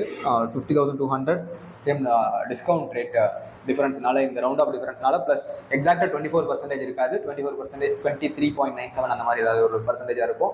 So simple. இப்போ இந்த கேஸில் ஐஆர்ஆர் எவ்வளோ அப்படின்னா 24%. ஏன்னா 24%ல நான் இந்த கேஷ் ஃப்ளோவை டிஸ்கவுண்ட் பண்ணாதான் இன்னைக்கு ப்ரெசென்ட் வேல்யூவுக்கு என்னோட இன்வெஸ்டட் வேல்யூவும் இந்த கேஷ் இன்ஃப்ளோவும் சேம் அமௌண்ட்டாக வரும். ஸோ இந்த கேஸில் ஐஆர்ஆர் எவ்வளோ அப்படின்னா IRR is equal to IRR of option B is equal to 24%. As IRR of option A is higher, option B is better. இப்போ ஏன் நான் ஆப்ஷன் ஏவை பெட்டர்னு சொல்றேன் அப்படின்னா IRR of option A better ஜாஸ்தி. ஏன்னா ஆப்ஷன் ஏவோட ஐஆர்ஆர் 35%, ஆப்ஷன் பியோட ஐஆர்ஆர் 24%. ஐஆர்ஆர் ஜாஸ்தியா இருந்தா அப்போ ஆப்ஷன் பெட்டரா அப்படின்னா எஸ், ஐஆர்ஆர் எந்த ஆப்ஷனுக்கு பெட்டர் ஜாஸ்தியா இருக்கோ அதுதான் பெட்டர் ஆப்ஷன். எதனால ஐஆர்ஆர் ஜாஸ்தியா இருக்கிறதுனால பெட்டர்னு சொல்றோம் அப்படின்னா ஐஆர்ஆர் ஒரு டிஸ்கவுண்டிங் ஃபேக்டர். நான் டிஸ்கவுண்ட் பண்ற வேல்யூவை ஜாஸ்தி பண்ணியுமே கூட, நான் குறைச்சிக்கிற வேல்யூவை ஜாஸ்தி பண்ணியுமே கூட என்னோட இன்வெஸ்டட் வேல்யூ கிடைச்சிருது. இந்த இடத்துல என்னோட இன்வெஸ்டட் வேல்யூ ரிட்டர்ன் ஆயிருது இல்லையா, 50,000 எனக்கு ரிட்டர்ன் ஆயிருது. ஸோ நான் 35% ரெடியூஸ் பண்ணாலுமே கூட கன்சர்வேட்டிவா எடுக்கிறோம் வைங்களேன். ஆப்ஷன் பில நான் 24% தான் என்னால் குறைக்க முடியுது. 24%க்கு மேல நான் குறைச்சேன் அப்படின்னா என்னோட இன்வெஸ்டட் வேல்யூ காலி ஆயிரும், என்னோட இன்வெஸ்டட் அமௌண்ட் இல்லாம போயிடும். ஸோ நான் 24% வரைக்கும் தான் ரிஸ்க் எடுக்க முடியும். வேற ஆப்ஷன் ஏல நான் 35% வரைக்குமே என்னோட கேஷ் இன்ஃப்ளோ குறைஞ்சாலும் கூட ஸ்டில் என்னோட invested value time value consider பண்ணாம சேஃபா இருக்கு. ஸோ டிஸ்கவுண்டிங் ஃபேக்டர் எந்த அளவுக்கு ஜாஸ்தியா இருக்கோ அந்த அளவுக்கு அந்த ஆப்ஷன் பெட்டர் ஆப்ஷன். ஸோ இதுதான் டிஸ்கவுண்டிங் கான்செப்ட். இப்போ நம்ம நெக்ஸ்ட் கான்செப்ட் போயிடலாம். கான்செப்ட் ஆஃப் ஐஆர்ஆர் முடிச்சாச்சு. இப்போ ஃபோர்த் கான்செப்ட், இதுதான் ரொம்ப முக்கியமான கான்செப்ட். இவ்வளோ நேரம் நம்ம பார்த்தது டிஸ்கஸ் பண்ணது எல்லாம் எதுக்காக அப்படின்னா இந்த அமார்டைசேஷன் டேபிள் போடுறதுக்காக தான். ஸோ அமார்டைசேஷன் டேபிள் போடுறதுக்கு 2 சம் இருக்கு. அது ரெண்டையும் சால்வ் பண்ணதுக்கு அப்புறம் டெஃபினட்டா உங்களுக்கு அமார்டைசேஷன் பத்தின ஒரு ஐடியா வந்துடும், இஏஆர் பத்தின ஒரு கிளியர் பிக்சர் கிடைச்சிரும். ஓகே, ஸோ நம்ம நெக்ஸ்ட் சம் சால்வ் பண்ண ஆரம்பிச்சிடலாம். Question 3 over. கொஸ்டின் 4. ஸோ வீடியோவை பாஸ் பண்ணிட்டு கொஸ்டின் 4 ஜஸ்ட் ரீட் பண்ணுங்க. Good Limited raises 1000 crores through issue of 9% debenture redeemable after 3 years. Good லிமிடெட்ங்கிற கம்பெனி ஒரு டிபெஞ்சர் இஷ்யூ பண்றாங்க. எவ்வளோக்குன்னா 3 வருஷத்துக்கு இஷ்யூ பண்றாங்க. 3 வருஷம் கழிச்சு அதை ரிடீம் பண்ணணும். இந்த டிபெஞ்சர் மேல வருஷம் இவங்க 9% இன்ட்ரெஸ்ட் கட்டணும். ஸோ ஓகே, செகண்ட் பாயிண்ட் என்ன சொல்றாங்கன்னா under writing commission amounts to 50 crores. Okay, இப்போ 1000 crores டிபெஞ்சர் இஷ்யூ பண்றாங்க. இந்த 1000 crores உங்களுக்கு ஃபண்ட் வேணும் அப்படின்னா ஒரு அண்டர் ரைட்டரை ஹையர் பண்ணணும். அந்த அண்டர் ரைட்டருக்கு இவங்க எவ்வளவு கமிஷன் கொடுக்குறாங்க அப்படின்னா 50 crores. இந்த 50 crores அண்டர் ரைட்டர்ஸ் வந்து ஒரு ப்ரொஃபஷனல்ஸ். அவங்களால தான் எந்த மார்க்கெட்ல இவங்களுக்கு என்னென்ன டாக்குமெண்ட்லாம் ரெடி பண்ணா எப்படி மார்க்கெட்ல இந்த 1000 crores ரைஸ் பண்ண முடியும் அப்படின்றதெல்லாம் இந்த இன்வெஸ்ட்மெண்ட் பேங்கர்ஸ்க்கு தான் தெரியும். ஸோ அவங்களுக்கு அண்டர் ரைட்டிங் கமிஷன் நம்ம ஒரு 50 crores கொடுத்து தான் ஆகணும். Okay, third part, the debenture is redeemable at par. இப்போ 1000 crores இஷ்யூ பண்றோம் அப்படின்னா 1000 crores தான் திரும்ப தரணும். ஒருவேளை ப்ரீமியம் நான் இஷ்யூ பண்ணியிருந்தேன் அப்படின்னா 1000 crores நான் கலெக்ட் பண்ணியிருப்பேன். பட் நான் ரிடீம் பண்றப்போ ப்ரீமியமா இன்னும் கொஞ்சம் அமௌண்ட் சேர்த்து தரணும். எக்ஸாம்பிள் 1100 கொடுக்க வேண்டியதா இருக்கும். ஸோ அந்த எக்ஸ்ட்ரா அமௌண்ட்டை ப்ரீமியம் சொல்லுவாங்க. இப்போ பார்னா 1000 crores கலெக்ட் பண்ணியிருப்பேன். திரும்ப நான் கொடுக்குறப்போ செட்டில் பண்றப்போ 1000 crores கொடுத்தா போதும். Okay, prepare loan amortisation table. இப்போ இந்த கேஸ்ல என்ன சொல்றாங்க அப்படின்னா லோன் அமார்டைசேஷன் டேபிள் ப்ரிப்பேர் பண்ணுங்க அப்படின்னு சொல்றாங்க. லோன் அமார்டைசேஷன் டேபிள்ன்றது ஒன்றும் இல்லை, இந்த இஎம்ஐ டேபிள் நம்ம போட்டிருந்தோம்ல மேல, இந்த இஎம்ஐ டேபிள் ஓப்பனிங் பேலன்ஸ் வரும், இன்ட்ரெஸ்ட் ஆட் ஆகும், நம்ம பே பண்ண அமௌண்ட் லெஸ் ஆகும். ஸோ இப்படியே க்ளோசிங் பேலன்ஸ் வரும், ஓப்பனிங் பேலன்ஸ் வரும். இது மாதிரி நம்ம ஒரு டேபிள் கிரியேட் பண்ணுவோம் இல்லையா, இஎம்ஐ டேபிள், அதை தான் இப்போ நம்ம கிரியேட் பண்ண போறோம். ஸோ லோன் அமார்டைசேஷன் டேபிள் அதான் சிம்பிள். இப்போ இந்த கேஸுக்கு நீங்க லோன் அமார்டைசேஷன் டேபிள் கிரியேட் பண்ணுங்கன்னு சொல்றாங்க. இது எப்படின்னு பார்த்துடலாம். இப்போ first one, loan amount. Loan amount or gross loan amount. எனக்கு எவ்வளோனா 1000 crores கிடைக்க போகுது. Debenture is nothing but a loan. எனக்கு 1000 crores rupees கிடைக்க போகுது. இதுக்காக நான் எவ்வளோ செலவு பண்ணணும் அப்படின்னா, இந்த லோனை சோர்ஸ் பண்ணணும், எனக்கு இந்த லோன் வரணும் அப்படின்னா நான் ஒரு 50 கோடி அண்டர் ரைட்டிங் கமிஷன் கொடுத்தே தான் ஆகணும். ஸோ இந்த சோர்ஸ்க்கான காஸ்ட், ப்ராசஸிங் சார்ஜஸ் கூட வச்சுக்கலாம், 50 crores. இந்த 50 crores நான் செலவு பண்ணாதான் எனக்கு இந்த 950 crores கிடைக்கும். ஸோ நெட்டாக என்னோட லோன் ப்ரொசீட் எனக்கு கையில் வர்றது எவ்வளோ அப்படின்னா 950 crores. இதுதான் நான் நெட் ப்ராசீடிங்ஸ் சொல்றேன். ஓகே, இப்போ ஏஎஸ்க்கும் இண்டேஎஸ்க்கும் இந்த இடத்துல ஒரு கான்ட்ரடிக்ஷன் வருது. ஏஎஸ் என்ன சொல்றாங்க அப்படின்னா, நீங்க இந்த லோன் ப்ராசஸிங் சார்ஜஸ் கொடுக்குறீங்க இல்லையா, இந்த லோன் ப்ராசஸிங் சார்ஜஸ் 50 crore எடுத்து இந்த வருஷத்தோட பிஎன்எல்ல ரைட் ஆஃப் பண்ணிக்கலாம், பிஎன்எல்ல எக்ஸ்பென்ஸா காமிச்சிக்கலாம் சொல்றாங்க. வேற இண்டேஎஸ் என்ன சொல்றாங்க அப்படின்னா, இந்த 50 கோடி ரூபாய் இந்த லோனுக்காக வாங்கினது ஒரு வருஷத்துக்குரிய செலவு கிடையாது. இந்த 50 கோடி ரூபா நான் எதுக்கு கட்டுறேன், இந்த 1000 கோடி ரூபா லோன் எனக்கு வரணுன்றதுக்காக. இந்த 1000 கோடி ரூபா லோன் எனக்கு கிடைக்குதுன்றது ஒரு பெனிஃபிட் தான். இந்த 1000 கோடி ரூபாய் வச்சு நான் என்ன வேணா பண்ணலாம். ஸோ இந்த 1000 கோடி ரூபாய் என்கிட்ட எத்தனை வருஷம் இருக்க போகுது அப்படின்னா, த்ரூ அவுட் இட்ஸ் டென்யூர். இப்போ நம்ம கேஸ்ல எத்தனை வருஷம் இருக்க போகுது அப்படின்னா 3 வருஷம் நம்ம கிட்ட தான் இந்த 1000 கோடி ரூபா இருக்க போகுது. ஸோ இந்த 1000 கோடி ரூபா நமக்கு கிடைச்சதுக்கு காரணம் இந்த ப்ராசஸிங் சார்ஜஸ். இந்த 1000 கோடி ரூபாய்க்கான பெனிஃபிட் எனக்கு 3 வருஷம் இருக்க போகுது. அப்படின்றப்போ ஒரு வருஷத்துல மட்டும் பிஎன்எலுக்கு இந்த 50 கோடி ரூபாய் மொத்தத்தையும் கொண்டு போறது எந்த விதத்தில் நியாயம்? ஸோ மேட்சிங் கான்செப்ட் படி ஒரு செலவு பண்றோம் அப்படின்னா அதோட காஸ்ட் அண்ட் பெனிஃபிட் மேட்ச் ஆகிற மாதிரி தான் நம்ம ரெக்கார்ட் பண்ணணும். ஸோ இந்த கேஸ்ல எனக்கு இதோட பெனிஃபிட் 3 வருஷம் இருக்க போகுது, பட் காஸ்ட் மட்டும் நான் ஏன் ஒரே வருஷத்துல ரெக்கார்ட் பண்ணணும்? ஸோ தட் அந்த காஸ்ட்டை நான் 3 வருஷத்துக்கு அமார்டைஸ் பண்ணி எழுதணும்னு இந்தியாஸ் சொல்றாங்க. Okay, so simple.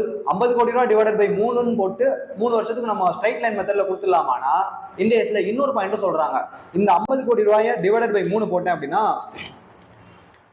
16 crore something வருது. So 16 crore year 1, 16 crore year 2, 16 crore year 3 போட்டுடலாமானா கிடையாது. இந்த 16 crore இயர் 1ல இருக்கிற வேல்யூ 16 crore இயர் 3ல இருக்கிற வேல்யூ சேமா இருக்காது. டைம் வேல்யூ படி பார்த்தோம் அப்படின்னா இயர் 3ல இருக்கிற வேல்யூ இன்னும் குறைஞ்சிருக்கும். ஸோ அப்போ இதை ஈக்குவேட் பண்ணி டைம் வேல்யூ ஈக்குவேட் பண்ணி எழுத சொல்லுவாங்க. இது எப்படின்றதெல்லாம் இப்போ நம்ம இந்த லோன் அமார்டைசேஷன் டேபிள் போடுறப்ப உங்களுக்கு கிளியரா புரிஞ்சிடும். ஃபர்ஸ்ட் பாயிண்ட் நான் என்ன சொல்ல வரேன்னா, ஏஎஸ்ல 1000 crore லோனை புக் பண்ணுவாங்க அப்படின்னா, இண்டேஸ் என்ன சொல்றாங்க அப்படின்னா, லோன் ப்ராசஸிங் சார்ஜஸ் லெஸ் பண்ணிட்டு 950 crores லோனா அக்கௌண்ட் பண்ணுங்க.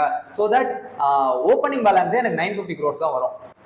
ஏஎஸ்ல என்ன சொல்லுவாங்க, 1000 crores லோன் ரெக்கார்ட் பண்ணுவாங்க. இண்டேஸ்ல 950 crore தான் லோன் அமௌண்ட்டு. ஸோ இப்போ இந்த கேஸ்ல உங்க ஜேர்னல் என்ட்ரி என்ன போடுவாங்க அப்படின்னா, இது நான் எக்ஸ்ட்ராவா சொல்றேன். ஜேர்னல் என்ட்ரி இந்த இடத்துல ஃபர்ஸ்ட் நான் ஏஎஸ்ல என்ன எழுதிருப்பாங்கன்னு பாக்குறேங்களேன். Normal accounting practice.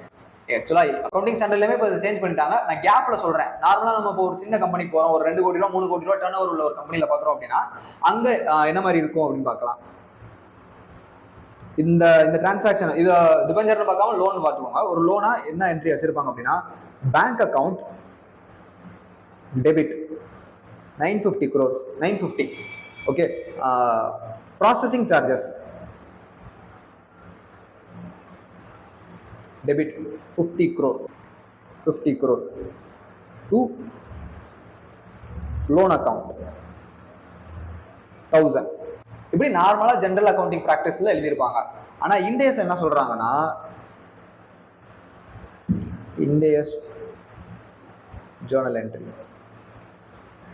இண்டேஸ்ல என்ன சொல்றாங்கன்னா, நீங்க நெட்டா வாங்கின ஃபிகர் பேங்க் சார்ஜஸ் எவ்வளவோ, சாரி பேங்க் அக்கவுண்ட்ல எவ்வளவு உங்களுக்கு கிரெடிட் ஆச்சோ அந்த அமௌண்ட்டே நீங்க லோன்னு சொல்லுங்க. Loan account 950 crores. அப்போ இந்த ப்ராசஸிங் சார்ஜஸ் 50 crores கொடுத்த மாதிரியே ரெக்கார்ட் ஆகலையே அப்படின்னா, வெயிட், இந்த ப்ராசஸிங் சார்ஜஸை ஃபியூச்சர்ல இந்த டென்யூர் ஆஃப் த லோன் இருக்கு இல்லையா 3 வருஷம், அதுல இதை அமார்டைஸ் பண்ணுவாங்க. அதை எப்படி அமார்டைஸ் பண்றாங்கன்றத பார்த்துட்டு நான் எக்ஸ்பிளைன் பண்றேன். ஓகே, ஸோ இப்போ லோன் அமார்டைசேஷன் டேபிள் பார்த்துடலாம். First loan amortisation table. Okay, இப்போ இவ்வளவு நேரமா பார்த்தபடி இயர் 1ல, அதாவது நம்ம லோன் சோர்ஸ் பண்ண வருஷத்துல நான் லோன் வாங்கினப்போவே ஓப்பனிங் பேலன்ஸா இண்டேஸ் படி எந்த ஃபிகர் வச்சிருப்பேன் அப்படின்னா 950 crores. ஓகே, இயர் 1ல 950 crores. ஓகே, இப்போ நான் இன்ட்ரெஸ்ட் ரேட், இந்த அவுட்ஸ்டாண்டிங் மேல நான் இன்ட்ரெஸ்ட் போடணும் இல்லையா, அது எந்த பர்சன்டேஜ்னா, டோன்ட் வரி, நீங்க கொஸ்டின்ல ஒரு ரேட் கொடுத்துருப்பாங்க, 1 or 2 ரேட் கொடுத்துருப்பாங்க. இந்த கொஸ்டின் சால்வ் பண்ணதுக்கு அப்புறமே எந்த ரேட் எடுக்கணும்னு உங்களுக்கு தெரிஞ்சிடும். நான் இப்போ கொஸ்டின்ல கொடுத்துருக்க பிரசன்ட் வேல்யூ ஃபேக்டர் ஆஃப் 11% எடுத்துக்கிறேன். Interest at 11%. இந்த 950 crores மேல நான் இப்போ 11% சார்ஜ் பண்ணணும். சேம் லைக் நம்ம இஎம்ஐ டேபிள்ல பாத்தீங்க அப்படின்னா அதோட அவுட்ஸ்டாண்டிங் மேல இயர் ஆன் இயர் அவுட்ஸ்டாண்டிங் மேல எஸ் இயர் ஆன் இயர் அதோட அவுட்ஸ்டாண்டிங் மேல நான் அந்த இன்ட்ரெஸ்ட் ரேட்டை ஆட் பண்ணிட்டே போயிட்டு இருப்பேன். ஸோ அதே மாதிரி தான் இங்கே இப்போ இதுல இருக்கிற இன்ட்ரெஸ்ட் மேல நான் இதுல இருக்கிற அவுட்ஸ்டாண்டிங் மேல நான் இன்ட்ரெஸ்ட் ஆட் பண்ண போறேன். 950 into 11%, 104.5. இத்தனை க்ரோர்ஸ் வந்துட்டு நான் இன்ட்ரெஸ்ட் பே பண்ண வேண்டியதா இருக்கும். 104 crores இன்ட்ரெஸ்ட் பே பண்ண வேண்டியதா இருக்கும். பட் நான் பே பண்ற வேல்யூ எவ்வளவா இருக்கும் அப்படின்னா, பேமெண்ட் இந்த கேஸ்ல பாருங்களேன், இந்த டிபெஞ்சருக்கு நான் இன்ட்ரெஸ்ட் எவ்வளவு வருஷம் பே பண்ணணும் அப்படின்னா 9% தான் இன்ட்ரெஸ்ட் பே பண்ணணும். ஸோ ஓவராலா நான் 1000 crores சோர்ஸ் பண்ணியிருக்கேன். என்னோட சாங்ஷன் அமௌண்ட் டிபெஞ்சரோட இஷ்யூ பிரைஸ் எவ்வளோ அப்படின்னா 1000 crores. 1000 crores மேலேயுமே நான் வந்துட்டு 9% பே பண்ணி ஆகணும். ஸோ நான் பே பண்ற அமௌண்ட் எவ்வளவா இருந்திருக்கும் அப்படின்னா 90 crores. ஓகே, ஸோ நான் வருஷம் பே பண்ணியிருந்திருக்க அமௌண்ட் 90 crores. இது எல்லா வருஷமுமே இந்த லோன் இந்த ரிடம்ஷன் இந்த டிபெஞ்சர் நான் ரிடீம் பண்ற வரைக்குமே நான் இந்த 90 crore பே பண்ணி ஆகணும். ஸோ இயர் 2, இயர் 3, தேர்ட் இயர்ல நான் ரெடீம் பண்ணி முடிச்சிருவேன். ஸோ இந்த எல்லா வருஷமும் நான் 90 crore பே பண்ணி தான் ஆகணும். இது ஸ்டாண்டர்டா இந்த பேமெண்ட் வருஷம் நடந்துரும். ஓகே ஓகே, இப்போ ஓப்பனிங் பேலன்ஸ் நான் லோன் வாங்கினது 950 crores. இது எப்படி இந்த வேல்யூ போட்டேன்னு உங்களுக்கு புரிஞ்சிருச்சு. இந்த 104.5 இந்த வேல்யூ இன்ட்ரெஸ்ட் எப்படி கம்ப்யூட் பண்ணேன்னு தெரியும். இந்த 950 into 11% கொண்டு வந்தோம் அப்படின்னா 104.5% கிடைச்சிரும். இந்த 11% எப்படி எடுத்தேன்றதை நான் பின்னாடி சொல்றேன். இப்போதைக்கு இதை எப்படி எடுத்தேன் அப்படின்னா கொஸ்டின்ல இருக்கிற இந்த 11% எடுத்திருக்கேன். இந்த 90 crores எப்படி எடுத்தேன் அப்படின்னா டிபெஞ்சரோட issue price into debenture rate போட்டேன் அப்படின்னா எனக்கு 90 crores வந்துடும். 1000 crores into 9% 90 crore வந்துருச்சு. இப்போ க்ளோசிங் பேலன்ஸ் எப்படி கண்டுபிடிப்பேன் அப்படின்னா, என்னோட ஓப்பனிங் பேலன்ஸ் நான் பேயபிள் எவ்வளோ அப்படின்னா ஓப்பனிங்ல 950 crores இருந்துச்சு. இந்த டிபெஞ்சர் நான் இஷ்யூ பண்றப்போ ரெடீம் பண்றப்போ கண்டிப்பா நான் 1000 crores கொடுக்கணும். பட் என்னோட ஓப்பனிங் பேலன்ஸ் இப்போதைக்கு என்னவா இருக்கு அப்படின்னா 950 crores. அதோட ஆட் இன்ட்ரெஸ்ட் இன்னும் நான் இன்ட்ரெஸ்ட் பே பண்ண வேண்டியது எவ்வளோ அப்படின்னா 104.5%. So 950 crores plus 104.5 comes to 1054.5. இந்த வேல்யூல நான் 90 crores பே பண்ணி முடிச்சிட்டேன். ஸோ அதை நான் லெஸ் பண்ணிக்கலாம் இல்லையா? இப்போ என்னோட க்ளோசிங் பேலன்ஸ் எவ்வளோ நிற்கும் அப்படின்னா 964.5. இப்போ நம்ம இஎம்ஐ டேபிள் மாதிரி இல்லாம இஎம்ஐ டேபிள் ஒரு பார்ப்போமே. இஎம்ஐ டேபிளில் பார்த்தீங்கன்னா ஓப்பனிங் பேலன்ஸ் 1 lakh இருந்துச்சு. பட் க்ளோசிங் பேலன்ஸ் 69,000 மாறிடுச்சு. ஏன்னா என்னோட பிரின்சிபல் அமௌண்ட் கொஞ்சம் லெஸ் பண்ணியிருக்கேன். ஆனா இந்த கேஸ்ல பாருங்க, இந்த கேஸ்ல என்னோட ஓப்பனிங் பேலன்ஸ் 950 crores இருந்துச்சு. பட் க்ளோசிங் பேலன்ஸ் இன்னும் கொஞ்சம் இன்க்ரீஸ் ஆயிடுச்சு. 14 crores. இது கிட்டத்தட்ட ஒரு 14 crores இன்க்ரீஸ் ஆயிடுச்சு. எதுனாலன்னு பார்த்தோம்னா என்னோட இன்ட்ரெஸ்ட் பேயபிள் 104 crores வந்துருச்சு. கிட்டத்தட்ட 104 crores கிட்டத்தட்ட வந்துருச்சு. ஆனா நான் பே பண்ற அமௌண்ட் நான் கூப்பன் பே பண்றது எவ்வளவு அப்படின்னா வெறும் 90 crore தான். ஸோ தட் ஒரு 14 crores செட்டில் ஆகாம இருக்கு இன்ட்ரெஸ்ட்லயே. அந்த 14 crore என்ன ஆகும் அப்படின்னா என்னோட அவுட்ஸ்டாண்டிங் பேலன்ஸா மாறிடும். ஸோ என்னோட பிரின்சிபல் அமௌண்டோட ஆட் ஆயிக்கும். அதனாலதான் இந்த 14 crores ஜாஸ்தியா இருக்கு. ஸோ செகண்ட் இயரோட ஓப்பனிங் பேலன்ஸ் எனக்கு என்ன வந்திருக்கும் அப்படின்னா 964.5 crores வந்திருக்கும். ஓகே, ஸோ இப்போ இந்த 964.5 crores நான் பேயபிளா இருக்கும். இது மேல நான் 10% 11% இன்ட்ரெஸ்ட் சார்ஜ் பண்ணணும். இன்டூ 11% 106.09 crores நான் பேயபிளா நிற்கும். Okay, so 964.5 plus interest payable 106.909 crores minus 90 crores பார்த்தோம் அப்படின்னா 980.59 அவுட்ஸ்டாண்டிங் பேயபிளா நிற்கும். இதெல்லாம் என்னோட லோன் பேலன்ஸ் ஷீட்ல நிற்கும். என்னோட பேலன்ஸ் ஷீட்ல லோனா இயர் 1ல இந்த அமௌண்ட் நிற்கும், இயர் 2ல இந்த அமௌண்ட் நிற்கும், இயர் 3ல ஓப்பனிங் பேலன்ஸ் என்ன அமௌண்ட் வந்து நிற்கும்னா 980.59 நிற்கும். ஓகே, இப்போ நான் இன்ட்ரெஸ்ட் பேயபிள் எவ்வளவு போடுறேன் அப்படின்னா இது மேல 11% போடுறேன். Into 11% 107.86. Okay, interest payable 106. But நான் எவ்வளவு பே பண்ணிருக்கேன் அப்படின்னா வெறும் 90 crore. 980.59 plus interest payable 107.86 minus நான் பே பண்ண அமௌண்ட் பேமெண்ட் அமௌண்ட் 90 போக 999 கிட்டத்தட்ட வந்துருச்சு. ஸோ இது வந்துட்டு ரவுண்டிங் ஆஃப் டிஃபரன்ஸ். பட் இதோட எக்ஸாக்ட் அமௌண்ட் பார்த்தோம் அப்படின்னா 1000. ஸோ நான் 1000 போட்டுக்கிறேன். ரவுண்டிங் டிஃபரன்ஸை விட்டுறலாம். 1000 வந்துருச்சு. இப்போ தேர்ட் இயரோட எண்டில் என்னோட ஃபிகர் என்னோட பேலன்ஸ் ஷீட்ல என்ன ஃபிகர் இருக்கும் அப்படின்னா இந்த 1000 நிற்கும். ஸோ தேர்ட் இயரோட எண்டில் நான் ரெடீம் பண்ண வேண்டிய வேல்யூ என்னன்னா ஆப்வியஸா 1000 crores. ஸோ 1000 crores எனக்கு பேபிளா நிற்கும், நான் பே பண்ணிடுவேன். ஸோ அந்த இடத்துல நான் என்ன என்ட்ரி வைப்பேன், Journal entry debenture account debit 9% debenture account debit to bank 1000 crores அப்படியே டிபெஞ்சரா க்ளோசிங் பேலன்ஸ்ல எவ்வளவு வேல்யூ நிக்குதோ அது அப்படியே நலிஃபை ஆயிரும். ஸோ டிபெஞ்சர் புக்ஸ் விட்டு போயிடும். இப்போ இந்த கேஸ்ல நான் 950 crores போட்டு இந்த பர்சன்டேஜ்ல டிஸ்கவுண்ட் பண்ணதுனாலதான், இந்த பர்சன்டேஜ்ல என்னோட லோன் இன்ட்ரெஸ்ட்டை நான் கால்குலேட் பண்ணதுனாலதான் என்னோட க்ளோசிங் பேலன்ஸ் 1000 crores வந்து நின்றுச்சு. ஒருவேளை நான் 9% போட்டிருந்தேன் அப்படின்னா 950 crores போட்டுட்டு 9% போட்டிருந்தேன் அப்படின்னா 1000 crores வந்திருக்காது, சேம் 950 crores தான் நின்றுருக்கும். ஸோ இந்த 950 crores இருந்து 1000 crores இந்த debenture issue price of 950 crores இருந்து 1000 crores ரிடீமபிள் பிரைஸா நான் கொண்டு வரணும் அப்படின்னா ஒரு ரேட் ஆஃப் இன்ட்ரெஸ்ட் யூஸ் பண்றேன் இல்லையா, இந்த 11% ரேட் ஆஃப் இன்ட்ரெஸ்ட் போட்டாதான் என்னோட டிபெஞ்சரோட வேல்யூ 950 crores 1000 crores வருது அப்படின்னா அந்த 11% தான் EIRனு சொல்றாங்க. So EIR equal to 11%. இப்போ EIRனா என்னன்னு நம்ம ஒரு நோட்ஸ் எழுதிருக்கோம் இல்லையா, அதை பார்த்துட்டு வரேன். எகைன் நான் இப்போ வந்து திரும்ப நான் இதை இன்னும் டீட்டெயிலாக எக்ஸ்பிளைன் பண்றேன். ஸோ EIRனா என்னன்னு பார்த்துட்டு வரலாம் first. Okay, effective interest rate. Effective interest rate is the rate that exactly discounts the estimated future cash flows over the expected useful life of the financial instrument to the gross carrying amount. நம்மளோட கேஸ்ல ஒரு discount rate நம்ம use பண்றோம். Like EMI டேபிள்ல நம்ம என்ன பண்ணிருந்தோம், ஒரு பர்டிகுலர் அமௌண்ட் இன்ட்ரெஸ்ட் போட்டு 10% இன்ட்ரெஸ்ட் போட்டு அமௌண்டைஸ் பண்ணி அந்த இஎம்ஐ கடைசியில ஜீரோவா செட்டில் ஆகிற மாதிரி வச்சிருந்தோம். இந்த கேஸ்ல ஜீரோ தான் வரணும் ஆக்சுவலா. ஏன்னா அந்த லோன் டேர்ம் படி என்னன்னா ஓப்பனிங்ல 1 lakh இருக்கும், க்ளோசிங் நம்ம பேமெண்ட் எல்லாம் முடிச்சதுக்கு அப்புறம் க்ளோசிங்ல எவ்வளவு இருக்கணும் அப்படின்னா 0 rupees வரணும். அதுக்கப்புறம் அவங்களுக்கு நமக்கு சம்மந்தம் இல்லை. ஸோ அந்த கேஸ்ல அந்த அமௌண்ட் வரணும், 0 வரணும். அதுக்காக நம்ம யூஸ் பண்ணிக்கிட்ட ரேட் என்னன்னா 10%. இஎம்ஐ கேஸ்ல நான் பே பண்ற அமௌண்ட்டுக்குள்ள இன்ட்ரெஸ்ட்டும் இருக்கும், பிரின்சிபலும் இருக்கும். ஸோ வருஷம் பிரின்சிபல் செட்டில் ஆகிட்டே வரும். இயரோட எண்டில் அந்த ப்ராடக்டோட யூஸ்ஃபுல் லைஃப் எண்டில் நமக்கு அந்த ப்ராடக்ட் 0 ஆயிரும்.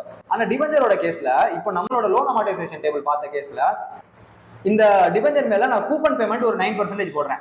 கூப்பன் பேமெண்ட் எவ்வளோ, 90 crores பேமெண்ட் ஆகுது. ஸோ 90 crores நான் பேமெண்ட் போட்டே வந்தேன் அப்படின்னா இயர் எண்டில் இந்த அமௌண்ட்டை மட்டுமே நான் அக்கௌண்ட் பண்ணிட்டே வந்தேன் அப்படின்னா இயர் எண்டில் அந்த ப்ராடக்ட் இஷ்யூ பிரைஸ்லேயே தான் நிற்கும், 950 crores தான் நிற்கும். ஸோ 950 crores வராம ரிடீமபிள் வேல்யூ ஆஃப் 1000 crores வரணும் அப்படின்னா நான் அந்த இன்ட்ரெஸ்ட் ரேட்டை நான் மாற்றணும். லைக் நம்ம IRR கான்செப்ட்ல டிஸ்கவுண்ட் ரேட்டை மாற்றணும் இல்லையா, டிஸ்கவுண்ட் ரேட்டை மாற்றணும் அப்படின்னா இயர் எண்டில் வர க்ளோசிங் பேலன்ஸ் மாறிடும். ஸோ நான் இன்ட்ரெஸ்ட் ரேட்டை கொஞ்சம் ட்வீக் பண்ணி சேஞ்ச் பண்ணணும்னா என்னோட க்ளோசிங் பேலன்ஸ் 1000 crores வர மாதிரி நான் சேஞ்ச் பண்ணணும். அப்படி நான் சேஞ்ச் பண்றது தான் என்னன்னா EIR. So in simple terms IRR concept for investment is used for financial instrument as EIR. எந்த ரேட்டை யூஸ் பண்ணி நான் டிஸ்கவுண்ட் பண்ணா என்னோட பிரசன்ட் வேல்யூ ஆஃப் கேஷ் அவுட்ஃப்ளோவும் என்னோட இன்வெஸ்டட் வேல்யூவும் டிஸ்கவுண்டட் வேல்யூ ஆஃப் கேஷ் இன்ஃப்ளோவும் ஈக்குவல் ஆகுதோ அந்த ரேட்டு தான் IRR. அதே மாதிரி இப்போ நான் இஷ்யூ பண்ண ப்ரைஸும் ஃபியூச்சர்ல நான் ரெடீம் பண்ண போற ப்ரைஸும் ஈக்குவலா வர மாதிரி டிஸ்கவுண்டிங் ஃபேக்டர் ஏதாவது யூஸ் பண்ணேன் அப்படின்னா அந்த ரேட்டு தான் EIR. ஓகே, ஸோ இங்க நம்மளோட கேஸ்ல 11% நான் அக்கௌண்ட் பண்ணா மட்டும்தான் 11% நான் அக்கௌண்ட் பண்ணி என்னோட கேஷ் ஃப்ளோஸ் எல்லாம் லெஸ் பண்ணாதான் கடைசியா இயர் எண்டில் இந்த ப்ராடக்ட் இந்த டிபெஞ்சர் 1000 crores பேபிளா வந்து நிற்கும். ஸோ இதுதான் இங்க EIRனு சொல்றோம். ஓகே சரி, ஓகே நீங்க சொல்றீங்க 950 crores நான் அக்கௌண்ட் பண்ணணும், 950 crores அக்கௌண்ட் பண்ணிட்டு 1000 crores கொண்டு வரணும், அதுக்காக ஒரு ரேட்டை கண்டுபிடிக்கணும், 11% போடணும், போட்டு இதை ஆட் பண்ணி நான் பே பண்ற கூப்பன் பேமெண்ட்டை லெஸ் பண்ணி 1000 crores கொண்டு வரதுக்கு பதிலா நான் ஏன் இயர் 1லயே நான் அதை லோன் அமௌண்ட்டை எக்ஸிஸ்டிங் கேப் படி 1000 crores அக்கௌண்ட் பண்ணக்கூடாது அப்படின்னா அதுக்கு தான் அவங்க இன்னொரு ரீசன் சொல்றாங்க. நான் ஒருவேளை 1000 crores அக்கௌண்ட் பண்ணணும்னு வைங்களேன், நான் என்ன என்ட்ரி வச்சிருப்பேன், loan account 1000 crores, bank account 950 crore processing charges நான் அக்கௌண்ட் பண்ணிருப்பேன். ஆனா அக்கௌண்டிங் லாஜிக் படி பார்த்தோம் அப்படின்னா அந்த 50 crore பெனிஃபிட் எனக்கு 3 வருஷம் கிடைக்க போகுது. அப்ப அந்த 50 crore நான் ஒரே வருஷமா P&L கொண்டு போறது தப்பு தானே. அதனால என்ன சொல்றாங்க, 50 crores 3 வருஷத்துக்கு அமார்டைஸ் பண்ணணும்னு சொல்றாங்க. இப்போ இந்த 50 crores எதுக்குள்ள இருக்கும் அப்படின்னு பாத்தீங்கன்னா இந்த இன்ட்ரெஸ்ட் காம்போனன்ட்டுக்குள்ள இருக்கும். ஸோ இந்த இன்ட்ரெஸ்ட் காம்போனன்ட் எவ்வளோ ஆக்சுவலா மொத்தமா ஓவராலா நான் வெறும் 1000 crores அக்கௌண்ட் பண்ணியிருந்தேன் அப்படின்னா இன்ட்ரெஸ்ட்னு எவ்வளவு பிஎன்எலுக்கு போயிருக்கும் அப்படி பார்த்தோம்னா இந்த 90 crores தான் போயிருக்கும். ஸோ ஓவராலா எவ்வளவு போயிருக்கும் 90 crores into 3 times 270 crores throughout the period. இந்த டிபெஞ்சரோட யூஸ்ஃபுல் லைஃப்ல 270 crores பிஎன்எலுக்கு போயிருக்கும். ஓகே, பட் நான் இப்போ இந்த 270 crores பிஎன்எல் கொண்டு போகாம இதை லோன்ல அட்ஜஸ்ட் பண்ணிருக்கேன். லோன்ல ஆட் பண்றதுக்காக நான் எடுத்துக்கிட்ட வேல்யூ தான் இந்த 11%. இதை என்ன பண்ணிருப்பேன், ஃபினான்ஸ் காஸ்ட் நான் பிஎன்எல்ல டெபிட் பண்ணிருப்பேன். ஸோ ஃபர்ஸ்ட் இயர்ல நான் என்ன பண்ணியிருப்பேன்னா இது ஜர்னல் என்ட்ரி எழுதுறேன்.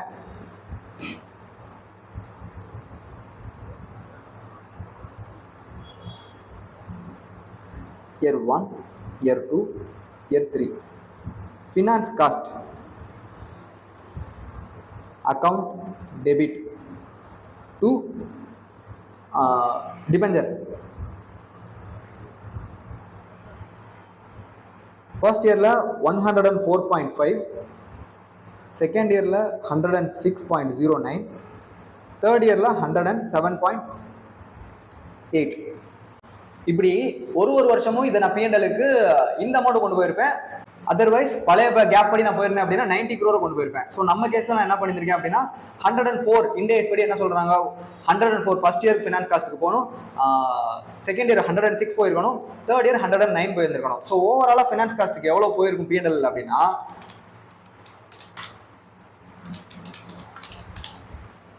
318.45 crores போயிருக்கும். ஓகே, ஸோ 318.45 crores போயிருக்கும். வேற பழைய கேப் படி 270 crores தான் போயிருக்கும். இங்க எக்ஸசிவா எவ்வளவு போயிருக்கு அப்படின்னா பிஎன்எலுக்கு 49 போயிருக்கு. ஆக்சுவலா 50 crores ரவுண்ட் ஆஃப்னால 49 வந்திருக்கு. 50 crores போயிருக்கும். இப்போ நல்லா பாத்தீங்கன்னா நான் அக்கௌண்ட் பண்ணது 950 crores தான் அக்கௌண்ட் பண்ணியிருக்கேன். இண்டேஸ் படி நான் சொல்றேன், நான் அக்கௌண்ட் பண்ணது 950 crores தான் அக்கௌண்ட் பண்ணியிருக்கேன். 1000 crores நான் அக்கௌண்ட் பண்ணியிருந்தேன் அப்படின்னா இங்கேயும் 90 crores போயிருக்கும், இங்கேயும் 90 crores போயிருக்கும். ஸோ தட் இன்ட்ரெஸ்ட் அளவுக்கு நான் எல்லா வருஷமும் நான் இன்ட்ரெஸ்ட் எவ்வளவு புக் பண்றேனோ அதை எல்லா வருஷமும் செட்டில் பண்ணியிருந்திருப்பேன். இயர் க்ளோசிங்ல எனக்கு 1000 crores வந்திருக்கும். பட் இதை நான் சாட்டிஸ்ஃபை பண்றதுக்காக என்ன பண்ணியிருப்பேன்னா இந்த 50 crores பிஎன்எல்ல புக் பண்ணியிருந்திருப்பேன், விச் இஸ் ராங். ஏன்னா இதோட பெனிஃபிட் எனக்கு 3 வருஷம் இருக்கும். ஸோ நான் 3 வருஷத்துக்கு அமார்டைஸ் பண்ணி கொடுக்கணும். இப்படி அமார்டைஸ் பண்ணி கொடுக்கணுன்றதுக்காக நான் என்ன பண்றேன் 950 crores மட்டும் நான் அக்கௌண்ட் பண்ணிடுறேன். அக்கௌண்ட் பண்ணிட்டு இன்ட்ரெஸ்ட் நான் வருஷம் எவ்வளவு எழுதுறேன், ஃபினான்ஸ் காஸ்ட் நான் வருஷம் எவ்வளவு எழுதுறேன் அப்படின்னா 104, 106, 107 இன்க்ரிமெண்டலா எழுதிட்டு வந்துட்டு இருக்கேன். இந்த இன்க்ரிமெண்டல் வேல்யூக்குள்ளதான் ப்ராசஸிங் சார்ஜஸ் ஆன 50 crores ஒளிஞ்சிருக்கு. அதை எப்படி கண்டுபிடிக்கிறேன், இந்த 270 crores-க்கும் 318 crores-க்கும் உள்ள டிஃபரன்ஸ் எவ்வளோன்னு பார்த்தோம்னா 50 crores. அந்த 15 crores through out the year first இயர்ல எவ்வளவு வந்திருக்குன்னு பாருங்களேன்.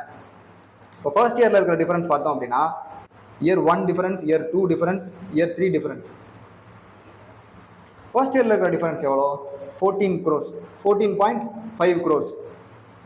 ஓகே, செகண்ட் இயர்ல இருக்கிற டிஃபரன்ஸ் 16.09 crores. தேர்ட் இயர்ல இருக்கிற டிஃபரன்ஸ் 17 crores.